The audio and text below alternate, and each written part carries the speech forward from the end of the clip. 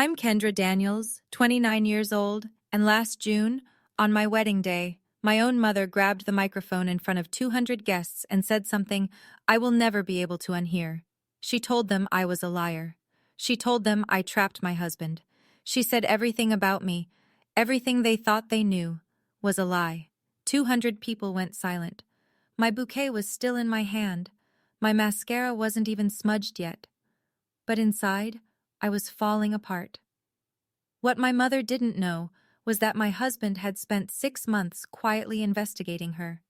And what he found, forged documents, stolen savings, recorded confessions, would shatter a decade of lies in under 5 minutes.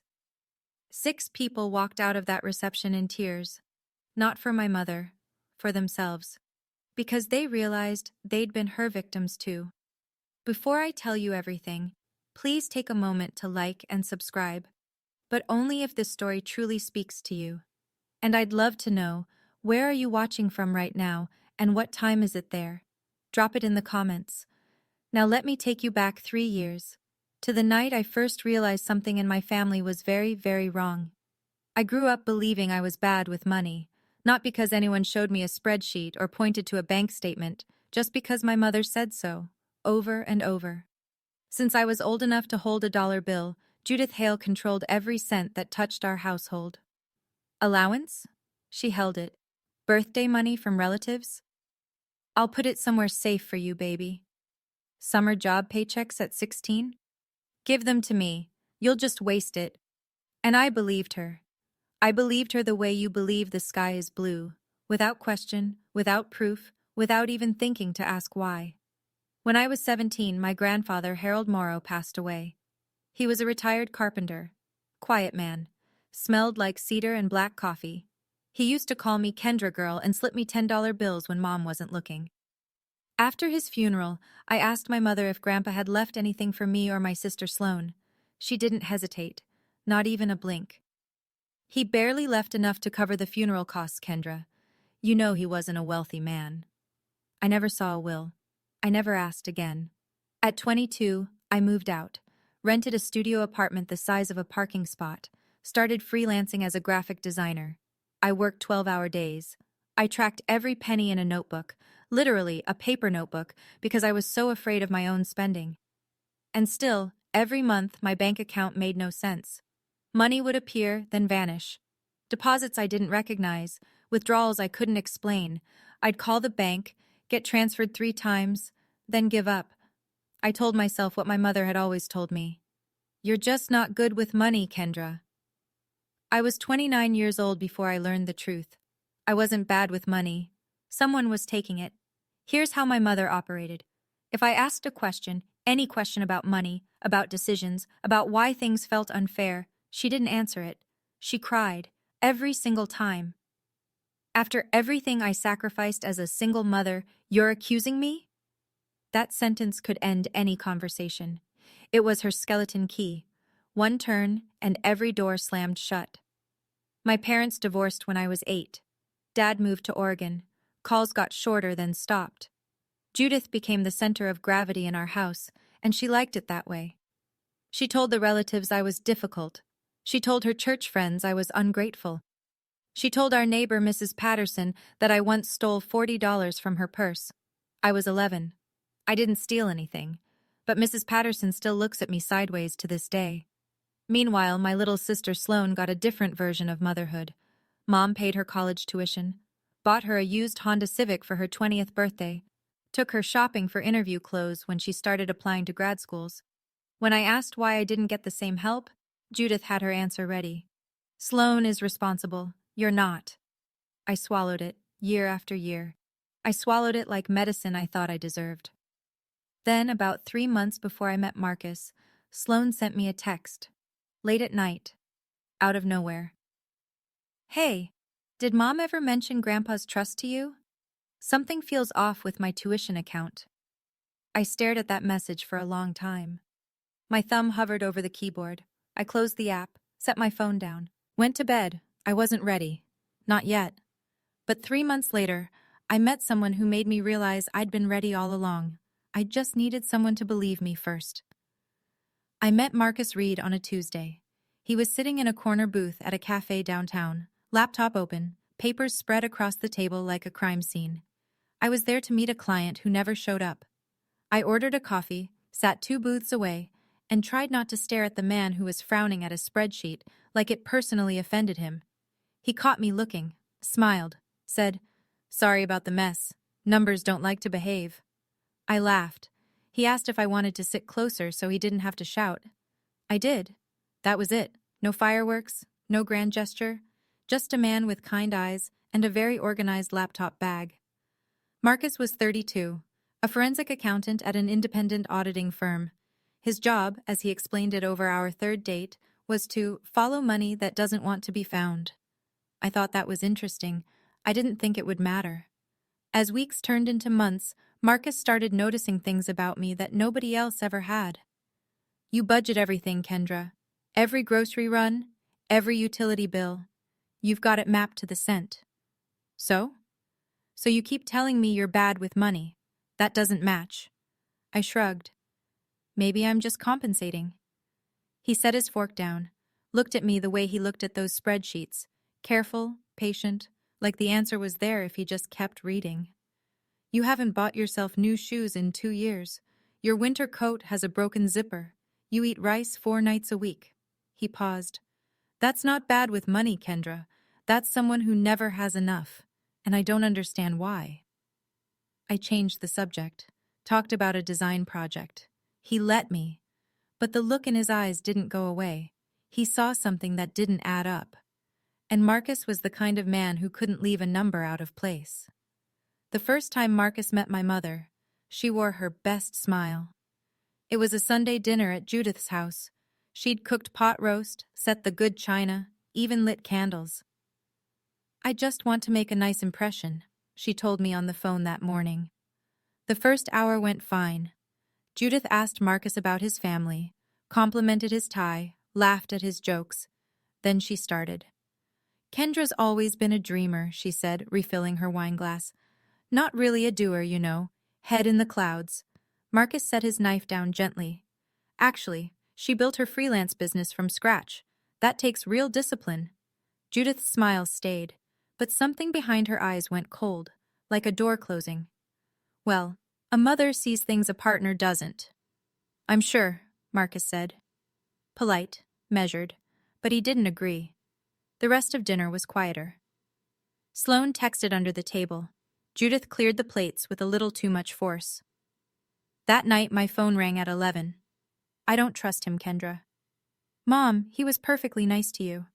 "He's after something." "He's not after anything. Men like that, smooth, educated, they always want something." I closed my eyes. "Mom, please, I love him." Silence. A long one. Then very softly, "You'll see." She hung up. In the car the next morning, Marcus said something that stuck with me. "Your mom asked me what I do 3 times last night." "She's just curious." "Maybe, but every time I said forensic accounting, she changed the subject, like the words made her uncomfortable. I told him he was overthinking it. He nodded. Didn't push. Looking back, that dinner was the night everything shifted. Not for me, for my mother. She saw Marcus clearly, and she was afraid. Because for the first time, someone in my life knew how to follow the money. My mother didn't waste time. Within a week of that dinner, Judith launched a quiet campaign, phone call by phone call, text by text, to turn everyone around me against Marcus. She called my Aunt Colleen first. I know because Colleen mentioned it at a family barbecue, trying to sound casual. "Your mom says Marcus is pretty controlling, huh?" "He's not controlling, Aunt Colleen. She said he monitors your spending. He's an accountant. He monitors everyone's spending. It's literally his job." Colleen shrugged, but the seed was planted. Then Judith went to Sloane. "Your sister's pulling away from this family," she told her over lunch. "That man is isolating her," Sloane told me later. She wasn't sure what to believe. And then came the texts. Directly to me. Soft. Almost sweet. That was always the most dangerous version of my mother. "Are you sure Marcus isn't just with you for stability, honey? I just worry. You've never been good at reading people." "A mother knows, Kendra. I can see things you can't. I finally called her. Why are you doing this, Mom? I'm protecting you. That's what mothers do. It doesn't feel like protection. A beat of silence. That's because you've never known what's good for you. I sat on my kitchen floor after that call, held my knees, breathed. Part of me wanted to scream, part of me wanted to apologize, and that part scared me the most, because it meant her voice was still louder than mine inside my own head. That night, I looked at Marcus across the dinner table. He was reading, quiet, steady. I hear you, Mom, I whispered to no one, but I get to decide what's good for me now. I just didn't know yet how much that decision would cost. Marcus proposed on a Saturday in October. He took me back to the cafe where we met. Same corner booth, same terrible fluorescent lighting. He'd hidden the ring in a book he'd been pretending to read, some old hardcover about tax law. When he opened it to the hollowed-out center, I laughed so hard I cried. "Is that a yes?" he asked. "It's a yes." He slid the ring on my finger, and for about 45 seconds, the world was perfect. Then I called my mother. "Mom, Marcus proposed. I said yes." Silence. 10 full seconds. I counted. "I hope you know what you're doing." No congratulations, no squeal, no, "Oh, honey, I'm so happy for you." Just that. Cold, measured, like a warning. I hung up and told myself it was just shock. She'd come around. 2 days later, I got a letter from my bank. It said a savings account under my name had been closed, per the request of the joint account holder. Remaining balance, 0. I called the bank immediately. "I didn't request this. I didn't even know this account existed." The representative paused, typed something. "Ma'am, this account was opened when you were 17. The co-signer is Judith Hale." My stomach dropped. 17? "Yes, ma'am. August 2013. August 2013. The month my grandfather died." "What was the balance before it was closed?" More typing. "I'm not able to disclose the full history over the phone, but the closing balance was withdrawn in a single transaction 3 days ago." 3 days ago. The day after I told my mother I was getting married. I set the phone down. My hands were shaking. 17. That was the year Grandpa Harold died. The year my mother told me he didn't leave much. How long had this been going on? That night, I sat across from Marcus at our kitchen table and told him everything. The bank letter. The joint account I didn't know about. The timing. 3 days after the engagement. August 2013. Marcus didn't shout. He didn't slam the table. He didn't even look surprised, exactly. He looked like a man who'd been waiting for a puzzle piece to fall, and it just had. "Can I see your bank statements?" he said. "All of them." I hesitated. Not because I didn't trust him, but because some part of me, the part my mother built, was still whispering that I'd done something wrong, that this was my fault somehow.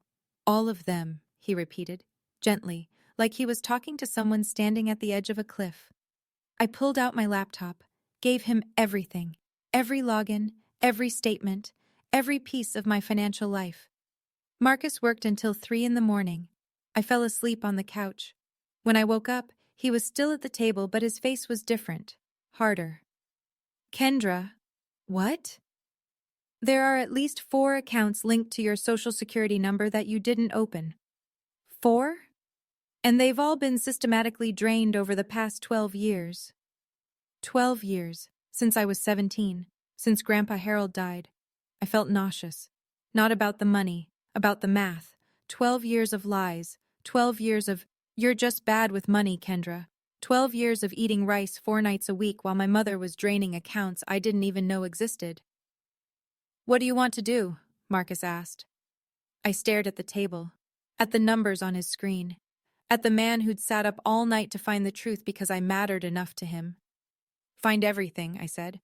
That night, Marcus began building a case. He didn't know yet that what he'd find would be worse than either of us imagined. Marcus started with Grandpa Harold. "If there were accounts opened in your name when you were 17, he told me, "there's probably a triggering event, an inheritance, a trust, something that created the money in the first place." He searched public probate records first, found Harold Morrow's name in the county filing system. Then he tracked down Grandpa's attorney, a retired man named Donald Fletcher, living in a small house outside of town, still sharp at 74. Mr. Fletcher remembered Harold clearly. Good man. Came to me in 2012, about a year before he passed. Wanted to set up a trust for his two granddaughters, made sure it was airtight. He still had the original documents. Marcus sat at Mr. Fletcher's kitchen table and read the will. Then he read it again. Harold Morrow had left a trust of $185,000, split equally between his two granddaughters, Kendra Daniels and Sloane Daniels. Judith Hale was named as the trust administrator. But the will was specific.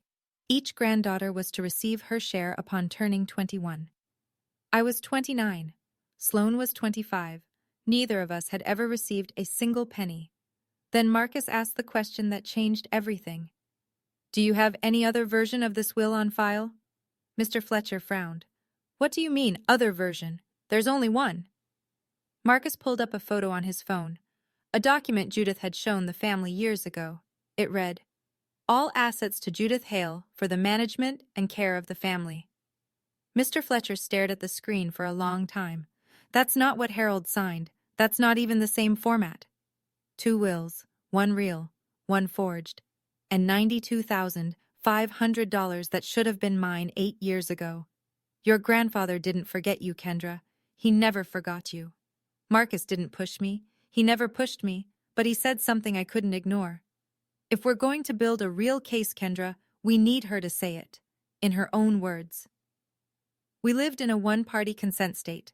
That meant I could record a phone call without telling the other person, and it would be legally admissible. I knew the law. I just didn't know if I could stomach the conversation. It took me 3 days to make the call. I sat on our bedroom floor. Marcus was in the next room, close enough to hear, far enough to give me space. My hands were shaking so badly I had to hold the phone with both palms. I pressed call. She picked up on the second ring. Mom, did Grandpa leave anything for me and Sloane? She answered fast. Too fast. I already told you. He barely left enough to cover funeral costs. But someone mentioned there might have been a trust. Who told you that? Her voice sharpened. That Marcus? He's filling your head with nonsense. Mom, I just need the truth. And then, the shift, the softening, the weapon she'd used on me my entire life. Baby, I am the truth. Everything I did was to protect you girls. Protect us from what? Silence. I could hear her breathing. Then, from making the same mistakes I made. Your grandfather's money would have ruined you. I nearly dropped the phone. She said it. She actually said it. Not that the money didn't exist. That it would have ruined me. She'd just confirmed everything. The trust was real. The money was real. And she'd taken it. I ended the call. Set the phone on the carpet. Marcus appeared in the doorway. He didn't say anything. Just sat down beside me. She said it would have ruined me. She spent it on herself. And she recorded her own confession without knowing it. The wedding was 2 months out. Marcus and I made a decision together. We wouldn't act yet. Not until the case was airtight. He sent copies of everything, the original will, the forged version, the bank records, the recording, to a lawyer and to a secure cloud backup. The evidence lived on his phone, on 2 hard drives, and in a locked folder at the attorney's office. If anything ever goes sideways, Marcus said, we're covered from every angle. I nodded, tried to focus on the wedding, the venue, the flowers, the guest list, 200 people, family, friends, co-workers, and Judith. That's when something strange happened. My mother, who had spent weeks trying to torpedo my relationship, suddenly became helpful. She called me with caterer recommendations, offered to handle the seating chart, asked about the centerpieces. She was warm, engaged, almost excited. I just want your day to be perfect, baby, she said. I should have been suspicious, but there's a part of every daughter, no matter how much she's been hurt, that wants to believe her mother is capable of love without conditions. I let her in. She asked for one thing, a speaking slot at the reception. A mother's toast to her daughter, she called it. I said yes. Sloane called me that same week. Her voice was low. Mom's been on the phone constantly. She's been talking to Uncle Greg. She sounds angry. About what? I don't know, but it doesn't feel right. I asked Marcus that night. Should we be worried? He looked at me across the kitchen counter, calm as always, but there was something behind his eyes I hadn't seen before. Readiness. We should be prepared. I gave my mother the microphone. I gave the wolf the keys to the henhouse. And I had no idea what she was planning to do with them. So at this point, I had evidence my mother forged my grandfather's will, drained my accounts, and lied to me for over a decade. And now she wanted to give a toast at my wedding. If you were me, would you have let her speak? Drop a 1 in the comments if you'd say yes, or a 2 if you'd have cut her off right there. I really want to know what you'd do. Now, let me tell you what happened next. The day was perfect. That's the part that makes it worse. June 14th, an outdoor garden estate 20 minutes outside the city. White canopy, fairy lights strung between old oak trees, round tables draped in linen, pale blue hydrangeas in glass vases. The kind of venue I'd pinned to a vision board 5 years ago and never thought I'd actually stand inside. 200 guests filled the chairs for the ceremony. Marcus's parents, his older brother, college friends, co-workers, neighbors.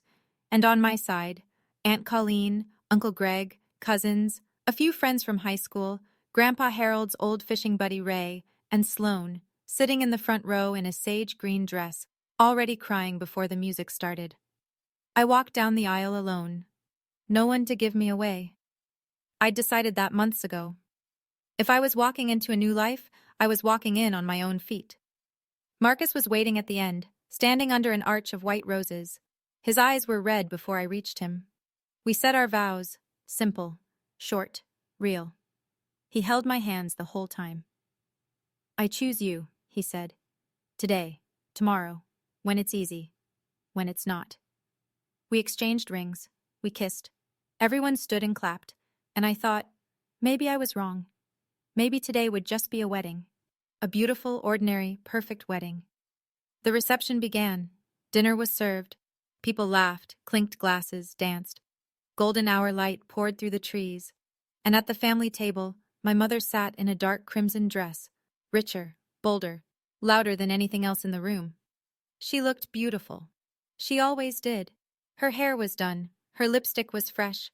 She smiled at everyone who passed. But her eyes, if you knew where to look, were ice cold. For 3 hours, I let myself believe this was just a wedding. Just a beautiful, normal wedding. The MC tapped his glass just after 8 o'clock. Ladies and gentlemen, we have a very special toast this evening. Please welcome the mother of the bride, Judith Hale. Applause, warm, polite, a few awes from the older guests. This was supposed to be the tender part of the night, the part where the mother tells a story about her little girl and everyone reaches for their napkins. Judith stood, smoothed her crimson dress, took the microphone from the MC with a practiced smile. She stepped up to the small podium near the dance floor. The projector screen behind her, the one we'd set up for a photo slideshow later, was dark. The fairy lights glowed above her head. Thank you all for being here tonight, she said. Her voice was steady, warm, confident. She looked out at the crowd, then down at me. I want to talk about my daughter. I smiled, squeezed Marcus's hand under the table. Kendra was the sweetest little girl, always drawing, always dreaming. A few guests nodded. Someone said, "Ah." She had this way of looking at the world like it owed her something beautiful. People chuckled softly. I felt my shoulders relax. Maybe I'd been wrong. Maybe this was just a toast. Then her voice shifted. Just slightly, a half-tone lower, slower. But there are things about my daughter that none of you know. The chuckles stopped. I sat up straighter. Beside me, Marcus's hand tightened around mine. Judith looked directly at me now, not at the crowd, at me. Things I've tried to tell her, things I've begged her to face. My chest locked. I couldn't breathe. Sloane, at the family table, slowly reached for her phone, placed its screen down on her lap, pressed record. And then my mother said the words that split my wedding in half. I want everyone here to know, my mother said, her voice ringing clear across 200 silent faces, that my daughter trapped this man. The word trapped hit the room like a slap. No one moved. She has been lying about who she is. A spoon clattered against a plate somewhere behind me. Someone inhaled sharply. I couldn't tell who. The whole room had turned into a single, suffocating wall of eyes. Kendra has been hiding debts, hiding her past, hiding who she really is, from Marcus and from all of you. My fingers went numb around my napkin. I could feel the fairy lights above me, the soft June air, the smell of hydrangeas, and none of it felt real anymore. I tried to stop this wedding. Judith pressed her hand to her chest, the gesture she'd perfected over decades. I begged her to come clean. She refused. A murmur rolled through the tables. Marcus's mother put her hand over her mouth. His father leaned forward, jaw tight. So I'm doing it for her. Judith looked at the crowd now, not at me, at them. Because that's what a mother does. She set the microphone on the podium, stepped down, walked back to her chair with the posture of someone who had just delivered a eulogy. Solemn, righteous, untouchable. She sat, smoothed her dress, took a sip of water. 200 people stared at me. The bride, in white, sitting next to a groom who was supposed to be the victim of my trap. I couldn't speak. I couldn't stand. I couldn't even cry. Under the table, Sloane's phone was still recording, and beside me, Marcus hadn't let go of my hand. Not once. He leaned close, so close only I could hear. Do you trust me? I looked at him. My husband, my partner, the man who'd spent 6 months preparing for a moment he prayed would never come. I nodded. Marcus squeezed my hand one last time. Then he let go. He stood slowly, adjusted his jacket, buttoned the single button with the same calm precision he used for everything: spreadsheets, grocery lists, promises. The room watched him, 200 people who didn't know what to believe. He walked to the podium. No rush, no trembling. His shoes clicked against the wooden dance floor in the silence. Judith looked up from her water glass. For the first time, something flickered behind her eyes, something she wasn't fast enough to hide. Marcus picked up the microphone, held it like a man who'd never used one before and didn't particularly want to now. I appreciate Judith's concern. His voice was even, not cold, not angry, just level. The way a bridge is level, built to hold weight. She's right about one thing. There are things many of you don't know. He reached into his inside jacket pocket, pulled out his phone. But the person who's been lying, it's not Kendra. He looked at my mother. Actually, Judith, I have something about your family. Judith's mouth opened, then closed. You see, I'm a forensic accountant. It's my job to follow money that doesn't want to be found. 6 months ago, Kendra and I discovered something in her financial records that didn't make sense, so I started looking. He unlocked the phone, held it up. And what I found, I think everyone here deserves to see. 200 people leaned forward. I could hear the creak of chairs, the rustle of suit jackets and dresses shifting. The garden was so quiet I could hear crickets in the hedges beyond the canopy. Marcus connected his phone to the projector, the one we'd set up for our wedding slideshow. The screen behind the podium flickered to life, and my mother's face went white. 2 documents appeared side by side on the screen. This, Marcus said, pointing to the left, is the original last will and testament of Harold Morrow, filed in 2012 with his personal attorney, Donald Fletcher. Notarized, witnessed, legally binding. He let the room read it. I watched their eyes move across the text. It establishes a trust of $185,000, split equally between Harold's 2 granddaughters, Kendra and Sloane. Judith Hale is named as the trust administrator. The will states clearly, each granddaughter receives her share when she turns 21. He paused. Let the silence do its work. Kendra is 29. Sloane is 25. Neither of them has ever received a cent. Then he pointed to the right side of the screen. And this is the version Judith showed the family after Harold's death. This one says, and I'm quoting, "All assets to Judith Hale for the management and care of the family." A murmur broke through the room like water through a crack. These 2 documents are not the same. One of them is real, one of them is forged. Aunt Colleen stood up from her chair. Her napkin fell to the ground. She didn't pick it up. Uncle Greg sat frozen, both hands flat on the table, staring at the screen like he'd seen a ghost. Judith's chair scraped back. She was on her feet. "That's a lie!" Her voice was high, ragged. "He's making this up! He fabricated—" "These are official documents, Judith." Marcus didn't raise his voice, not by a single decibel. "Notarized, verified by the original attorney." He looked at the room. "Kendra, my wife, was supposed to receive $92,500 8 years ago." He looked at my mother. She never saw a penny. Judith opened her mouth. Nothing came out. "But there's more," Marcus said. Those 3 words landed like stones in still water. The ripple passed through every table. He tapped his phone. A progress bar appeared on the projector screen. Then audio, clear, unmistakable, filled the garden through the reception speakers. My voice first. "Mom, did Grandpa leave anything for me and Sloan?" Then hers. "I already told you. He barely left enough to cover funeral costs." A pause. My voice again. "But someone mentioned there might have been a trust—" And Judith's, sharp now, cutting. "Who told you that? That Marcus? He's filling your head with nonsense." Guests looked at each other. Some looked at Judith. She was standing by her chair, hands gripping the back of it, knuckles white. Then came the part everyone would remember. My voice, steady. "Mom, I just need the truth."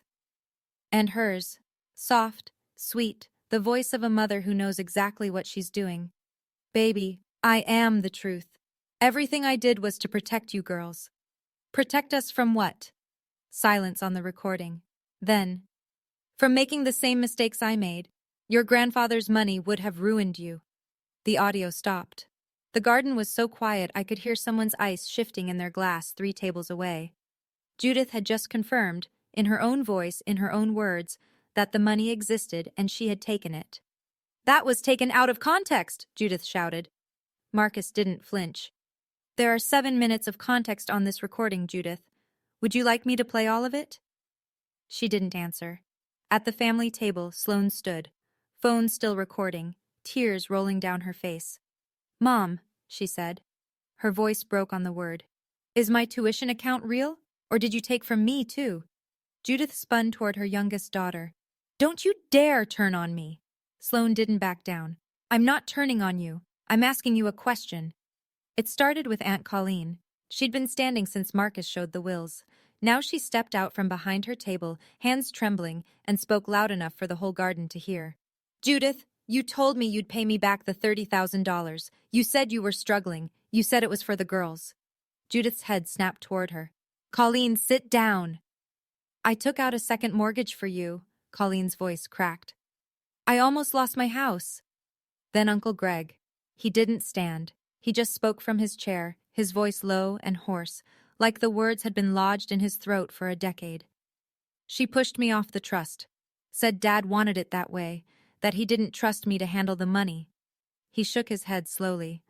"I believed her for 11 years. Cousin Robert, 2 tables back. She borrowed my car in 2019, said she needed it for 2 weeks, told me it was totaled in a parking lot. I never even filed a claim because she cried so hard." One by one, like dominoes. Each confession pulled another from the room, each one a small, separate wound that Judith had inflicted and covered with the same warm smile and the same wounded mother act. 6 people left the reception. Aunt Colleen walked out crying, her husband's arm around her shoulders. Uncle Greg followed, one hand pressed over his face. Cousin Robert, Greg's wife Linda. A woman I recognized as one of Judith's oldest friends. She left without a word, and Sloan. My sister walked past our mother without looking at her, phone clutched to her chest, tears still falling. They didn't leave because they hated Judith.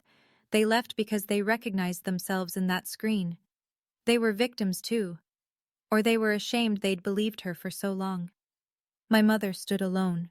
Crimson dress, candlelight, 200 witnesses, and for the first time in my life, I saw her without her mask.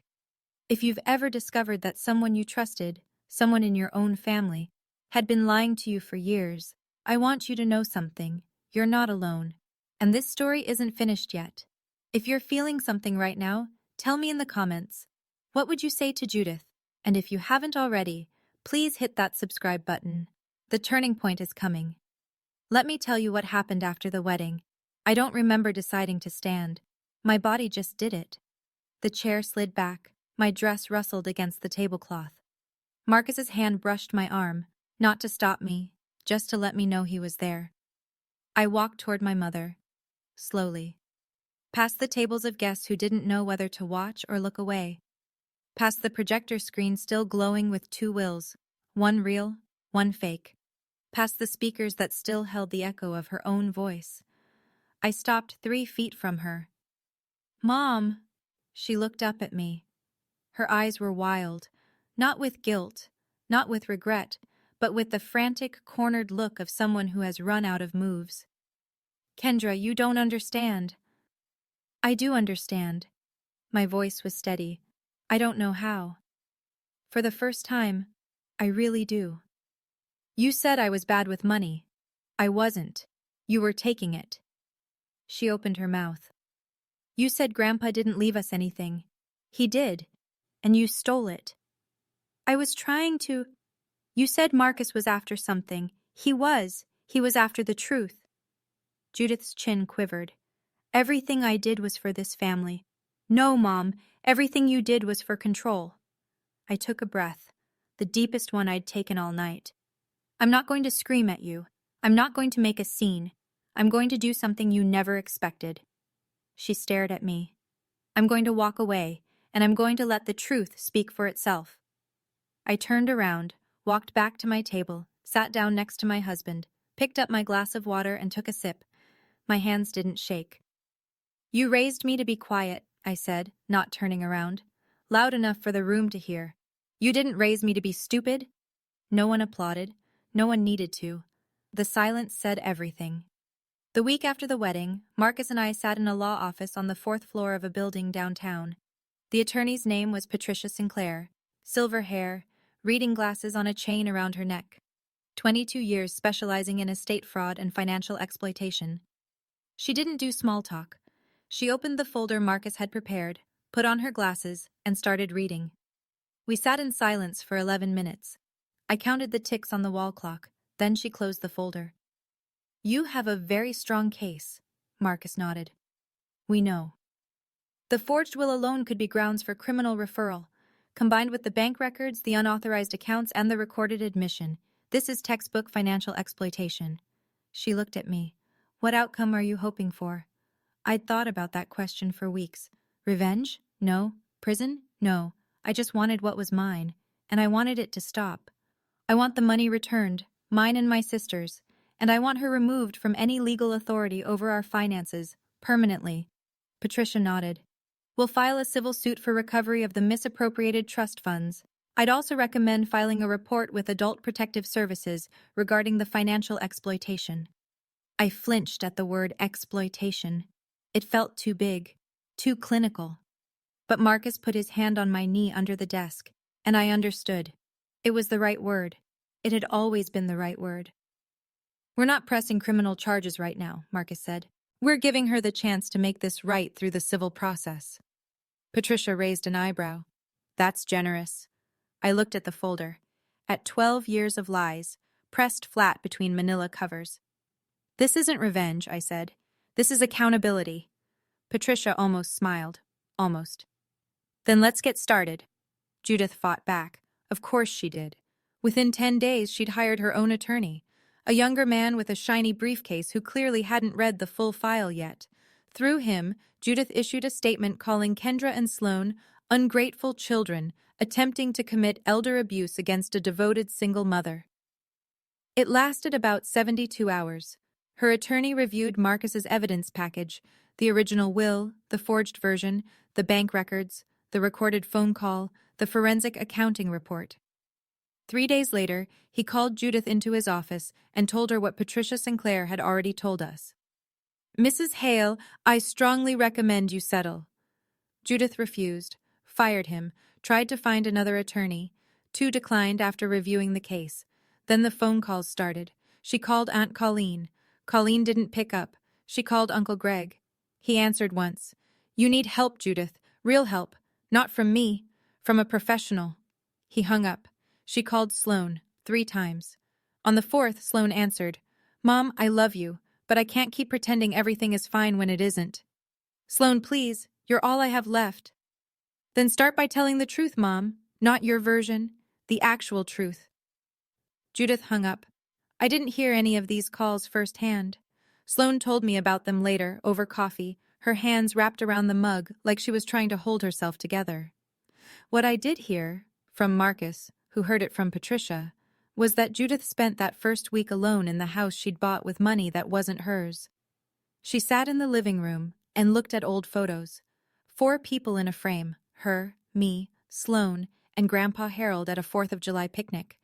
I don't know if she cried out of guilt or out of loss, but I know this. The people she'd lost weren't in the photo.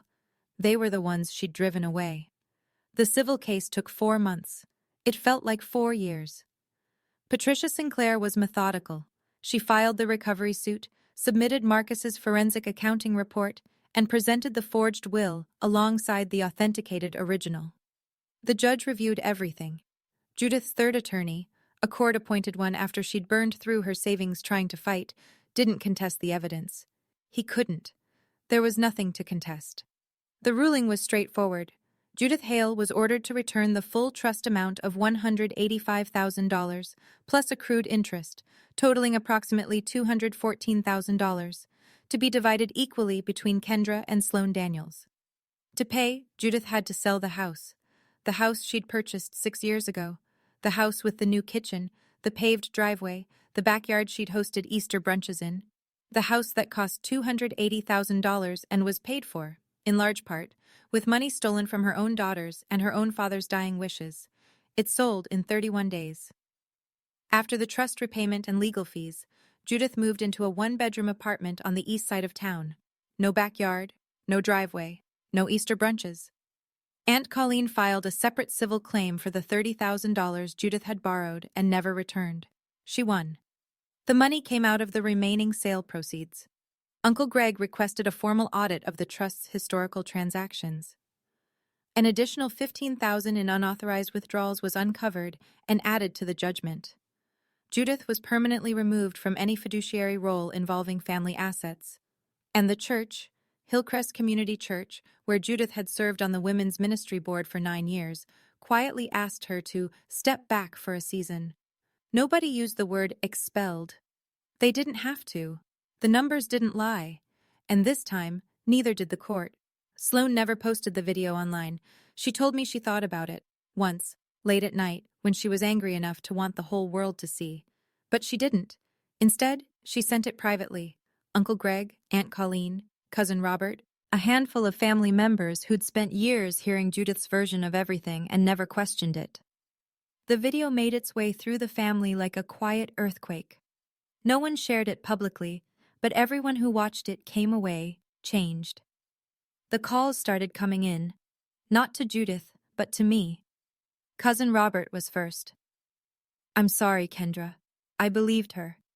I should have asked you." Then Aunt Colleen's husband, Frank. "We had no idea. None of us did." Then a letter, handwritten, on cream stationery, in shaking cursive. It was from Aunt Dorothy, Grandpa Harold's sister, 78 years old, living alone in a small house 2 states away. She wrote, "Dear Kendra, I just learned what my niece did to you and your sister. Harold would be so proud of you, sweetheart. He always said you had the strongest heart in the family. Don't you ever let anyone make you doubt that. Love, Aunt Dorothy." I read that letter at the kitchen table and cried so hard Marcus had to bring me tissues from the other room. Not because of the money, because someone who'd known my grandfather, who remembered him, saw me the way he did.